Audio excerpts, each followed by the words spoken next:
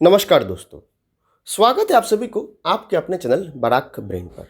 तो आज के इस वीडियो में मैं आपके साथ डिस्कस करने जा रहा हूँ असम यूनिवर्सिटी के बीएड एंट्रेंस टेस्ट के बारे में, जो कि अगस्त के 2 तारीख को कंडक्ट करवाया जाएगा।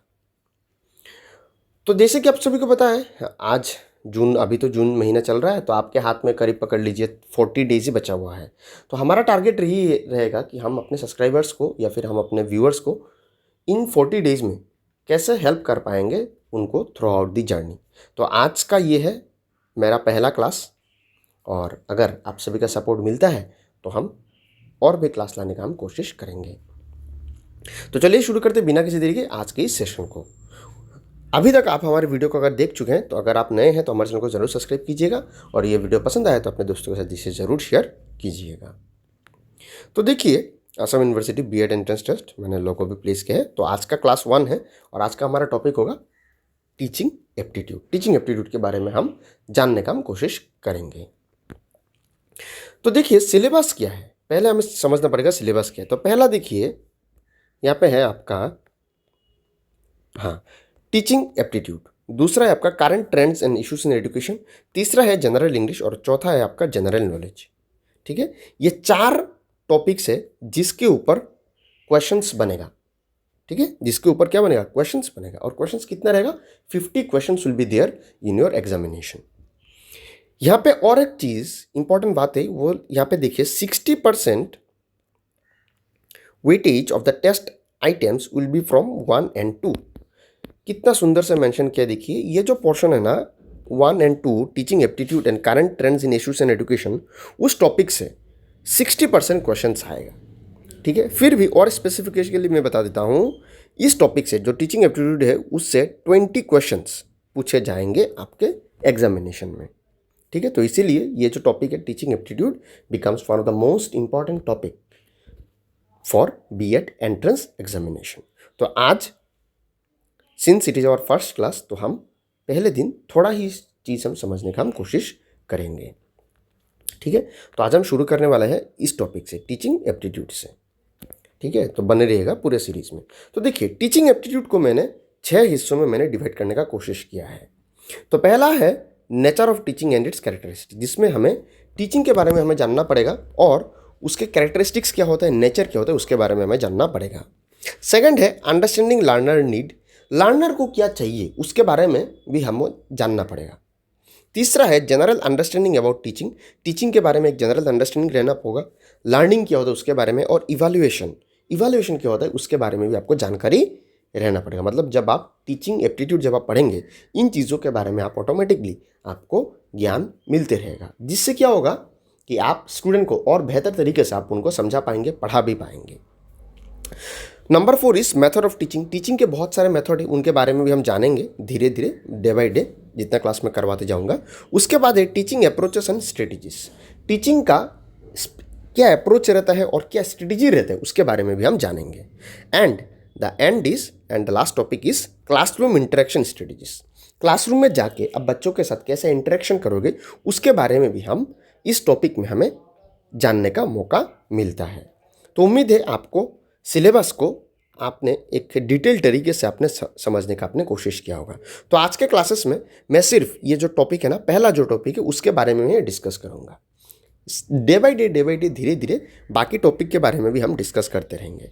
तो शुरू करते हैं आज का हमारा पहला topic, nature of teaching and it's characteristics.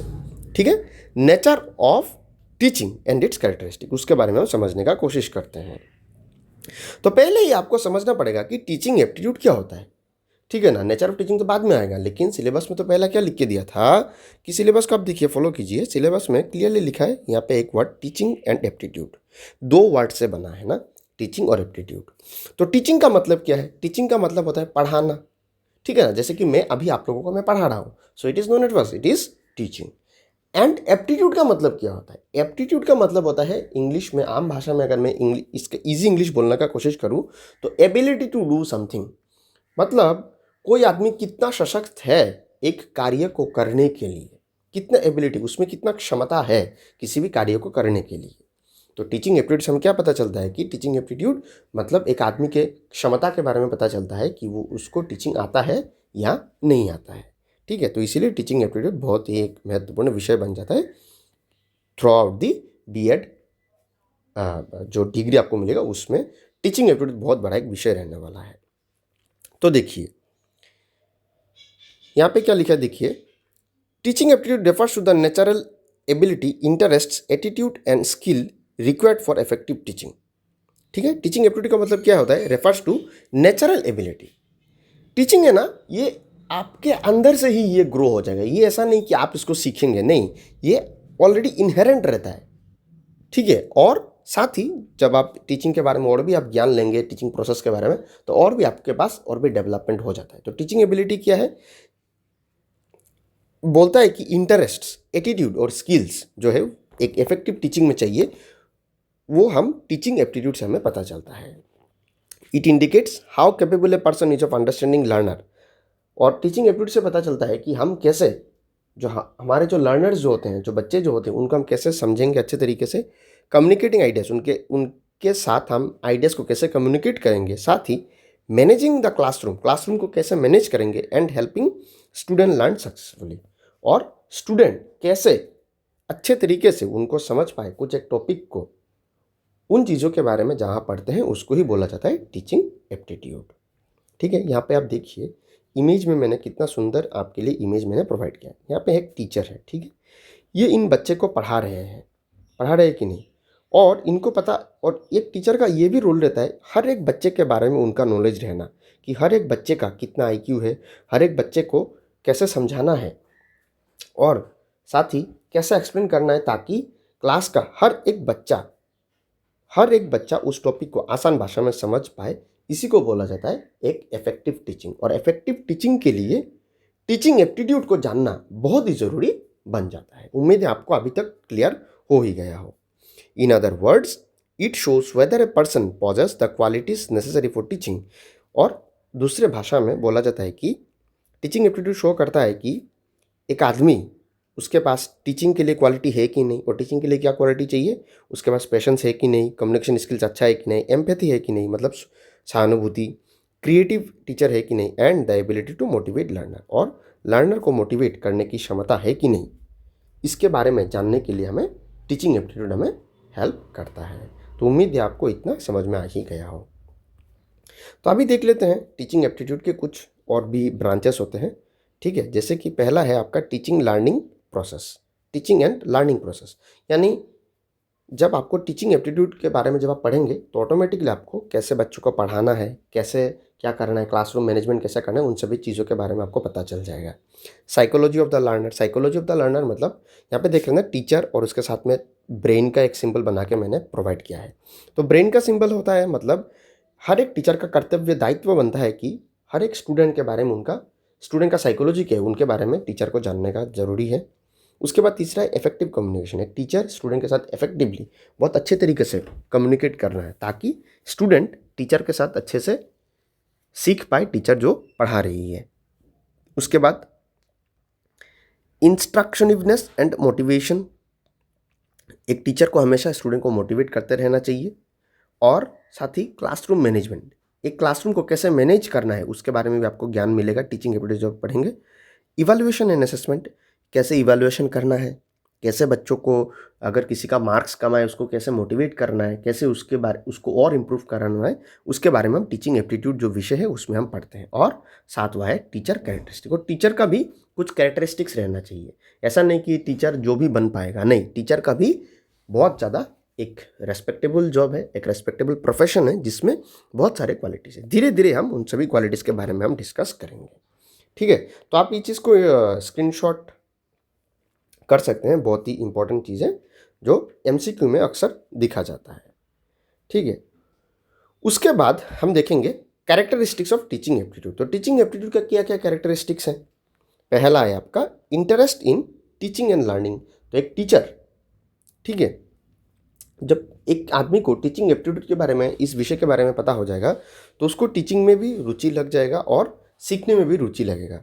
आप टीचर कब बनेंगे, जब आप अच्छे से सीखेंगे, तभी ना जाकर बच्चे को सिखा पाएंगे। अगर आप सीखेंगे ही नहीं तो आप दूसरों को क्या सिखाएंगे। ठीक है ना। एबिलिटी, सेकंड है एबिलिटी टू कम्युनिकेट, सेकंड है आपका ability to communicate effectively, student के साथ आप अच्छे तरीके से आपको कम्युनिकेशन भी आना पड़ेगा। और तीसरा है आपका understanding of learners needs and individual differences. Learner को क्या चाहिए, ठीक है ना, लर्नर को चाहिए क्या, इसका दायित्व किसका है, इसका दायित्व एक टीचर का ही रहता है। एंड इंडिविजुअल डिफरेंस, और इंडिविजुअल डिफरेंस को भी समझना। जैसे कि पकड़ लीजिए, इंडिविजुअल डिफरेंस का इजी मीनिंग में समझा देता हूँ। जैसे कि पकड़ लीजिए आप टीचर हैं, ठीक है, आप एक टीचर हैं, यहाँ पे बहुत सारे बच्चे बैठे हुए हैं, बहुत सारे बच्चे बैठे हुए हैं। हर एक बच्चा एक बच्चे से अलग अलग से डिफरेंट है, ठीक है। ये बच्चा इससे डिफरेंट होगा, ये बच्चा इससे अलग होगा, ये इससे अलग होगा, ये इससे अलग होगा, ये इससे अलग होगा। हर एक बच्चा अलग अलग है। मतलब पकड़ लीजिए, मैं फिर से डायग्राम ड्रॉ कर देता हूँ, ठीक है ना। ये है टीचर, 1 2 3 4, यहाँ पे 4 बच्चे हैं। इस बच्चे का रुचि है क्रिकेट में, इस बच्चे का रुचि है फुटबॉल में, इस बच्चे का रुचि है गाना गाने में, इस बच्चे का रुचि है लर्निंग में, पढ़ाई करने में। तो आपको पता चलना पड़ेगा कि कौन सा बच्चा कैसा है, और उस बच्चे को कैसे हम, बाकी के बच्चे को हम कैसे हम क्लास में पढ़ा पाए। इसी को बोला जाता है इंडिविजुअल डिफरेंस। मतलब एक टीचर का दायित्व रहता है कि इंडिविजुअल डिफरेंस को समझना और उसके ऊपर काम करना, ताकि जो आप समझाएंगे क्लास में जाकर वो चीज़ हर एक बच्चे को समझ में आए। तो it is one of the most important characteristics of a teacher. और ये हम कहाँ सीखेंगे, हम सीखेंगे टीचिंग एप्टीट्यूड में। उसके बाद आता है जो इंपॉर्टेंस ऑफ टीचिंग। तो टीचिंग एप्टीट्यूड अगर आप सीखेंगे तो आपका फ़ायदा क्या होगा, फ़ायदा होगा helps in becoming an effective teacher. एक अच्छे टीचर आप बन पाएंगे जब आपको टीचिंग एप्टीट्यूड आता होगा। इम्प्रूव्स क्लासरूम इंटरेक्शन, क्लासरूम में जाके आप अच्छे तरीके से स्टूडेंट के साथ आप बिहेव कर पाएंगे, आप अच्छे तरीके से उनके साथ कम्युनिकेट कर पाएंगे, आप अच्छे तरीके से उनके साथ बिहेव कर पाएंगे। Promotes better learning and among students, और जब आपको टीचिंग एप्टीट्यूड के बारे में आपको जानकारी हो जाएगा तो ऑटोमेटिकली आप स्टूडेंट को अच्छे तरीके से समझा भी पाएंगे, ठीक है ना। तो यही है टीचिंग एप्टीट्यूड का मेन फंडा। अभी समझ लेते हैं जो हमारा जो पहला ही जो टॉपिक था टीचिंग एप्टीट्यूड के अंदर, nature of teaching and it's characteristic. तो कैरेक्टरिस्टिक्स समान ही है, नेचर ऑफ टीचिंग सेम ही है लगभग। तो नेचर ऑफ टीचिंग, टीचिंग का क्या नेचर है या फिर कैरेक्टरिस्टिक्स है। तो teaching is a profession, teaching क्या है, एक प्रोफेशन है, ठीक है ना, एक प्रोफेशन है। Teaching takes place in a dynamic environment, एक डायनेमिक एनवायरनमेंट में टीचिंग होता है। यानी क्लासरूम में आप देखेंगे कि कोई बच्चा हंस रहा है, कोई खेल रहा है, लेकिन टीचर का काम है शांति से सभी बच्चों के साथ मिल बांट कर उन सभी लर्नर्स को समझाना, उनके साथ रूड बिहेव ना करना, उनके साथ प्यार मोहब्बत से उनको समझाना। इसीलिए बोला जाता है dynamic environment. Teaching is closely related to education, learning, instruction and training. Teaching क्या है, रिलेटेड टू एजुकेशन, पढ़ाई के साथ ये रिलेशन है। हाँ, पढ़ाई के साथ ऑब्वियसली, अगर आप अच्छे से पढ़ेंगे नहीं तो आप क्या पढ़ाएंगे। लर्निंग, आप अगर आप अच्छे से सीखेंगे नहीं तो दूसरे को क्या सिखाएंगे। इंस्ट्रक्शन, इंस्ट्रक्शन देना, लोगों को इंस्ट्रक्शन देना। एंड ट्रेनिंग, और लोगों को ट्रेन भी करना। टीचर भी, तो एक टीचर कभी कभार आप देखेंगे जब आप बीएड कंप्लीट कर लेंगे ना, उसके बाद आपको टीचर्स का भी ट्रेनिंग होता है, जहाँ पे जाके बाकी जो सीनियर्स टीचर्स है वो जूनियर टीचर को सिखाते हैं कैसे क्लासरूम को मैनेज करना है। ये सब चीज़ आप सीखेंगे। Point number 4, teaching is essentially and intellectual activity. Intellectual activity का मतलब क्या होता है, जैसे कि आप देखिए ये एक टीचर है, ये इनके साथ, इन बच्चों के साथ ये क्या कर रही है, एक्टिविटी कर रहे हैं। क्या एक्टिविटी, एक्टिविटी का मतलब कुछ कार्य करना है। क्या कार्य करना, इंटेलेक्चुअल एक्टिविटी, मतलब ज्ञान का आदान प्रदान। इंटेलेक्चुअल का मतलब क्या था, ज्ञान। तो ज्ञान का आदान प्रदान कर रहे हैं कि नहीं, ये इनके साथ आइडिया शेयर कर रही है, तो ये क्या हो गया, इंटेलेक्चुअल एक्टिविटी बन गया। 1 2 3 4 खत्म किया हमने। Teaching is a science as an art, teaching art भी है और साइंस भी है। आर्ट का मतलब है कला। हाँ, टीचिंग तो हर कोई कर नहीं पाएगा। जैसे कि पकड़ लीजिए, माना कि किसी के पास बीएड डिग्री है, तो ऐसा नहीं है कि वो बीएड डिग्री है तो वो अच्छे से पढ़ा पा रहा है। नहीं, टीचिंग एक आर्ट है, एक कला है, ठीक है ना। जैसे कि पकड़ लीजिए गाना तो सभी गा सकते हैं, बाथरूम सिंगर सभी है, लेकिन गाने को अच्छे तरीके से गाना ये एक कला है। So teaching is an art and as well as science. Science का मतलब क्या होता है, science is a systematic body of knowledge. किसी भी चीज़ को सिस्टमेटिक तरीके से आप जब भी पढ़ाएंगे, जब भी सीखेंगे, जो भी कुछ करेंगे सिस्टमेटिक तरीके से, तो ही वो साइंस बन जाता है। तो टीचिंग में तो सिस्टमेटिक तरीके से पढ़ाना ही पड़ेगा ना। आप तो उठ के पीट के जो भी आके टीचर तो नहीं बन पाएगा, एक सिस्टमेटिक तरीके से जाना पड़ता है। इसीलिए teaching is a art as well as a science. 6 point है, teaching tends toward self organisation, और एक सेल्फ ऑर्गेनाइज्ड वे में भी हम पढ़ाते हैं। Teaching is a social service, हाँ, समाज का सेवा करना ही तो है ना। ये तो समाज के लोग हैं, तो ये इनको क्या कर रही है, समाज का सेवा ही तो प्रदान कर रही है ना ये टीचर। हाँ, उसके बाद teaching 1 2 3 4 5 6 7। Teaching includes lengthy periods of study. हाँ, लेंथी पीरियड ऑफ स्टडी होता है, घंटा पर घंटा टीचर क्लास करवाता ही रहता है और एक लेंथी प्रोसेस भी रहता है। Teaching has a high degree of autonomy. High degree of autonomy का मतलब होता है, ऑटोनॉमी का मतलब होता है वर्चस्व। किस चीज़ का वर्चस्व? जब एक टीचर क्लास में रहता है तो टीचर का ही नियम चलता रहता है। नियम यानी ऐसा नहीं कि आप क्लास में एंटर कर गए और आप क्लास को बोले चुप बैठो, रूडली बिहेव, ऐसा नहीं। लेकिन टीचर वहाँ पे एक ऑटोनॉमी, मतलब टीचर का पावर एक रहता है, ठीक है ना, वही है, ताकि क्लास में डेकोरम बना रहे। और 10वां है आपका teaching is a continuous process. और टीचिंग एक कंटिन्यूअस प्रोसेस है जिसमें एक टीचर का काम होता है सीखना, खुद को अपडेट करना और क्लास में उसको डिलीवर करना, ठीक है ना। ये जो मैं पढ़ा रहा हूँ ना, मैंने खुद पहले सीखने का कोशिश की, उसके बाद आप लोगों के साथ मैंने ये डिस्कस करने का कोशिश किया। तो टीचिंग क्या हो जाता है? Teaching is a continuous process. उसके बाद देख लीजिए qualities of a good teacher. एक गुड टीचर का क्वालिटी क्या रहना चाहिए? हालांकि बहुत सारे क्वालिटीज़ हैं, लेकिन मैंने आपके साथ 3 4 5 क्वालिटीज़ मैंने आपके साथ लाने का कोशिश किया। तो पहला क्या है? एडाप्टेबिलिटी, अनुकूलनशीलता। अनुकूलनशीलता मतलब एडाप्टेबिलिटी का मतलब होता है, देखिए यहाँ पे क्लास के बच्चे हैं, ये 2 बच्चे हैं, यहाँ पे 2 बच्चे हैं और ये एक टीचर है, ठीक है। तो ये 2 बच्चे बहुत शरारती हैं, ये 2 बच्चे बहुत अच्छे हैं, ठीक है। They are very poor student and they are very good student, ठीक है। तो आपका काम क्या रहना चाहिए? पुअर को भी साथ में लेकर चलना चाहिए और गुड को भी साथ में लेकर चलना चाहिए। मतलब जहाँ पे जैसा माहौल है उस माहौल के साथ आपको घुल मिल जाना होगा। ऐसा नहीं कि आप जाके चिल्ला देंगे, ऐसा ऐसा कर देंगे, नहीं। बच्चों के क्लास में जाने से आपको बच्चों की तरह प्यार से समझाना पड़ेगा। बड़ों के क्लास में जब आप जाएंगे, बड़े क्लास में, क्लास 9 10 में जब आप जाएंगे एज ए टीचर हिसाब से, तो उसमें उस माहौल से आपको एडाप्टेशन करना पड़ेगा। उम्मीद है आपको इतना समझ में आ ही गया हो, एडाप्टेबिलिटी। उसके बाद है एम्पैथी, सहानुभूति। सहानुभूति का मतलब क्या है आपको पता ही होगा, एम्पैथी, ठीक है। सहानुभूति रहना चाहिए। उसके बाद पेशेंस, धैर्य रहना चाहिए आपका, हमेशा धैर्य धैर्य धैर्य खोना नहीं है। एक्टिव लिसनिंग, एक्टिव लिसनिंग का मतलब क्या है? सक्रिय रूप से सुनना। मतलब पकड़ लीजिए से फॉर एग्जांपल ये आदमी, ये स्टूडेंट टीचर को बोल रहा है कि सर मेरा सिर दर्द कर रहा है। तो ऐसा नहीं होना चाहिए, हैं तुम्हारा सिर दर्द नहीं कर रहा है, तुम झूठ बोल रहे हो, ऐसा नहीं बोलना है। उसका जो बातें हैं उसको सुनना है और सुनने के बाद उसको सोल्यूशन भी प्रदान करना है। और उसके बाद है फ्री ऑफ बायस, ठीक है। फ्री ऑफ बायस मतलब निष्पक्ष। निष्पक्ष मतलब होना है, अगर इस स्टूडेंट को आप जितना मार्क मिलना चाहिए 30 में 30 दे रहे हैं, इसको भी 30 में 30 दे रहे हैं और इन दोनों को भी 30 में 30 दे रहे हैं। ऐसा नहीं कि कोई स्टूडेंट को आप ज़्यादा प्यार करते हैं और किसी को बहुत बुरा भला कहते हैं, ऐसा नहीं। टीचर के लिए हर एक स्टूडेंट सेम टू सेम रहना चाहिए। सो यही होता है नेचर ऑफ टीचिंग और उसके बारे में कुछ हमने आज जानने का हमने कोशिश किया। तो आइए इस बेसिस में हम करीब MCQ कुछ सॉल्व कर लेते हैं ताकि ये चीज़ आपको अच्छे से समझ में आ जाए। तो पहला क्या क्वेश्चन दिया, देखिए, टीचिंग इज़ प्राइमरीली या प्रोसेस ऑफ टीचिंग। एक प्रोसेस है, किस चीज़ का प्रोसेस है? पनिशिंग लर्नर, नहीं ये तो नहीं होगा। मेंटेनिंग डिसिप्लिन ओनली, नहीं, खाली सिर्फ डिसिप्लिन करने से होगा क्या? नहीं, ये भी नहीं होगा। इवेलुएटिंग स्टूडेंट्स, ये भी नहीं होगा। तो इसका करेक्ट आंसर हो जाएगा आपका option A, bringing desirable changes in behaviour. Student के बिहेवियर में चेंजेस लाना, उनको अच्छे तरीके से समझाना। जब एक स्टूडेंट समझ जाएगा तो उसके ऊपर डांटने का कोई ज़रूरत नहीं, वो अपने आप आपके क्लासेस को एंजॉय करने लगेगा, ठीक है। उसके बाद सेकंड क्वेश्चन हम देख लेते हैं। Which of the following is not पूछा है, not a characteristics of teaching. Teaching का कैरेक्टरिस्टिक्स नहीं है। तो गोल ओरिएंटेड, हाँ टीचर का तो गोल, ये तो कैरेक्टरिस्टिक्स है। इंटरेक्टिव, हाँ इंटरेक्टिव भी तो होना चाहिए ना, बच्चों के साथ आपका घुल मिल जाना। स्टैटिक इन नेचर मतलब एक टीचर सिर्फ रूडली बिहेव करवा जा रहा है, बच्चे को समझ में आए ना आए उसका फ़र्क नहीं पड़ता, पढ़ाते ही जा रहा है, पढ़ाते ही जा रहा है। तो ये क्या टीचर का कैरेक्टरिस्टिक्स होगा क्या? नहीं ना, ये तो नहीं होगा। तो obviously this will be the correct answer. और चौथा है डायनेमिक इन नेचर। हाँ डायनेमिक तो होना ही है।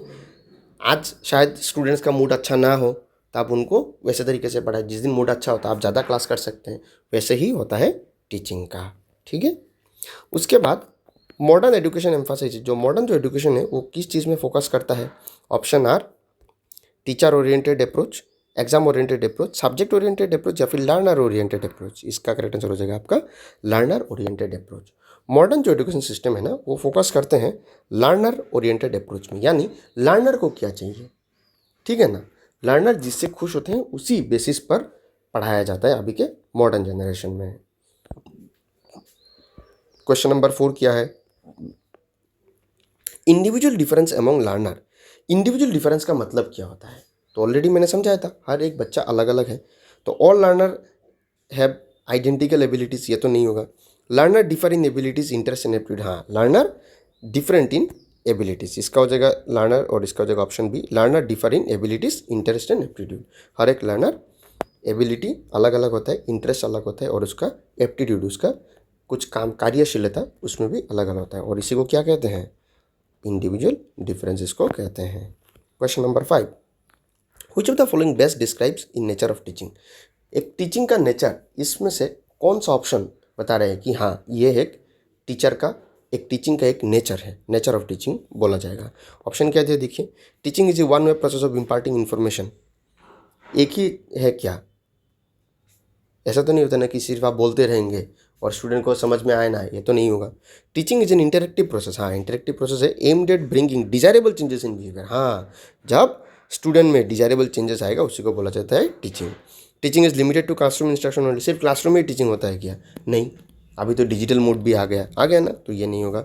Teaching is considered only with transmission of knowledge, ये भी नहीं होगा, क्योंकि सिर्फ ट्रांसमिशन ऑफ नॉलेज ही किया नहीं, सिर्फ नॉलेज को ही देना कि नहीं, सिर्फ नॉलेज नहीं, उसके साथ मॉरल बिहेवियर, स्टूडेंट को बिहेवियर अच्छा हो, वो सभी चीज़ों के बारे में भी टीचिंग में देखा जाता है। So option B will be the correct answer, मतलब most correct answer will be option B. Question number 6, question number 6 में क्या पूछा देखिए, why is teaching regarded as both as an art and science. Teaching को art और science दोनों क्यों कहा जाता है, तो इसका आंसर क्या होगा, because it depends entirely on intuition, नहीं, बिकॉज इट इन्वॉल्व्स क्रिएटिविटी, हाँ क्रिएटिविटी भी तो है ना, टीचिंग का क्रिएटिविटी भी तो चाहिए, एक टीचर को हमेशा सिर्फ स्टैटिक वे में पढ़ाना चाहिए, क्रिएटिव भी होना चाहिए, as well as systematic principle and method, और सिस्टमेटिक प्रिंसिपल भी तो रहना चाहिए, और जब भी सिस्टमेटिक वर्ड आएगा तो ही उसको साइंस कहेगा, इसके लिए option B will be your correct answer. ठीक है, उम्मीद है आपको समझ में आ रहा है, तो इसका होगा ऑप्शन बी, इसका हो जाएगा ऑप्शन बी, दोनों का ही बी भी आ रहा है। Question number 7, which of the following is not a characteristics of teaching. इसमें से टीचिंग का कैरेक्टरिस्टिक्स कौन सा नहीं है, तो गोल ओरिएंटेड है, ये तो करेक्ट है। डायनामिक इन नेचर, हाँ ये भी करेक्ट है। कंटिन्यूस, ये भी करेक्ट है। और teaching is an isolated activity, ये क्या आइसोलेटेड है क्या, मतलब आप अकेले क्या किसी को पढ़ा पाएंगे क्या, ऑब्वियसली नहीं, आपको लर्नर भी चाहिए और लर्नर के साथ घुल मिल के रहना चाहिए, तभी जाके एक अच्छा होगा। ठीक है, तो नॉट का कैरेक्टरिस्टिक्स क्या होगा, teaching is an isolated activity. Question number 8, the primary objective of teaching is, primary objective क्या है टीचिंग का, complete the prescribe syllabus, syllabus complete कर देने से हो जाएगा क्या, स्टूडेंट समझे ना समझे इसका भी तो मैटर है, तो ये तो नहीं होगा। Prepare students only for examination, सिर्फ एग्जामिनेशन के लिए तैयारी कर दो, मतलब जो जो क्वेश्चन आएगा वही दे दो, बाकी समझाओ ना समझाओ ये नहीं चाहिए क्या, ओब्वियसली तो नहीं होगा। ब्रिंग अबाउट, हाँ ये होगा, bring about desirable changes in learner's behaviour, learner के बिहेवियर में जब डिजायरेबल चेंजेस आ जाएगा तभी जाके primary of objective of teaching fulfil होगा। और डिसिप्लिन, डिसिप्लिन क्या होगा, डिसिप्लिन तो तभी आएगा ना जब स्टूडेंट खुद ब खुद समझ पाएगा कि हाँ मेरा एग्ज़ाम आ रहा है, मुझे अच्छे से पढ़ना पड़ेगा, जब उसका बिहेवियर में चेंज आ जाएगा डिसिप्लिन ऑटोमेटिकली आ जाएगा। ठीक है, तो इसका करेक्ट आंसर हो जाएगा bring about desirable changes in learner's behaviour. उसके बाद हमारा आज का लास्ट क्वेश्चन होगा, in modern education the role of the teacher is mainly is that of a, modern education में टीचर का रोल क्या रहता है, facilitator and a guide. Facilitate करना मतलब नोट्स प्रोवाइड करना, सोल्यूशन प्रोवाइड करना, और साथ ही उनको गाइड करते रहना कि ऐसा मत करो, वैसा करो, ऐसा करने से अच्छा होगा, वैसा करने से बुरा होगा, ये दोनों है। डिक्टेटर क्या होना है क्या, नहीं। कंट्रोलर होना है, नहीं। एग्जामिनर होना है, नहीं। इसका आंसर होगा facilitator and guide. And the last question is which of the following statement about teaching is correct. तो ये देखिए क्वेश्चन नंबर 10 मैं आपके लिए छोड़ रहा हूँ, आप इसको सॉल्व करके हमारे कमेंट सेक्शन में ज़रूर लिखिएगा। उम्मीद है आपको आज का क्लास बहुत ही पसंद आया हो, और अगर पसंद आया तो अपने दोस्तों के साथ ज़रूर शेयर कीजिएगा। And thank you so much for watching this video till the end. जय हिंद, जय भारत, जय हय असम।